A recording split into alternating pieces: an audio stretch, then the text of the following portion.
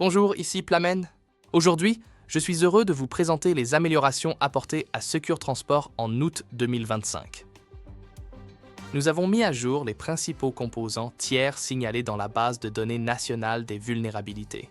Pour obtenir la liste complète, consultez la documentation Third Party Software and License. La mise à jour de nos bibliothèques garantit que vous serez protégé par les normes de sécurité les plus récentes.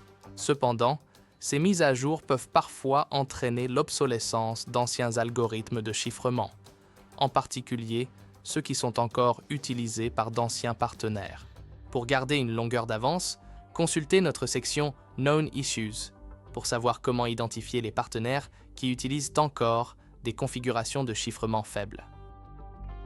Dans le cadre de la modernisation de l'interface d'administration, nous supprimons progressivement le SDK précédemment utilisé pour créer des étapes de routage avancées personnalisées. Ce changement n'affecte que l'interface utilisateur. Il n'a pas d'impact sur l'exécution des transferts, ni sur les modifications apportées via l'API REST. Nous avons publié une annonce de fin de support pour vous aider à planifier votre migration. Et ne vous inquiétez pas, nous vous donnons 17 mois de préavis avant que le changement ne prenne effet, ce qui vous laisse largement le temps de vous préparer. Dans un deuxième temps, consultez la page d'annonce de fin de support pour prendre connaissance du calendrier et des conseils de migration.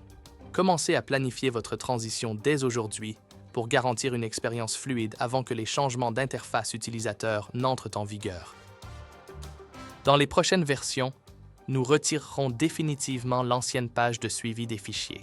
Désormais, vous pourrez suivre l'évolution de votre transfert en utilisant notre toute nouvelle interface de suivi des fichiers. Avant qu'elle ne devienne votre outil de référence, voici les nouveautés de cette version.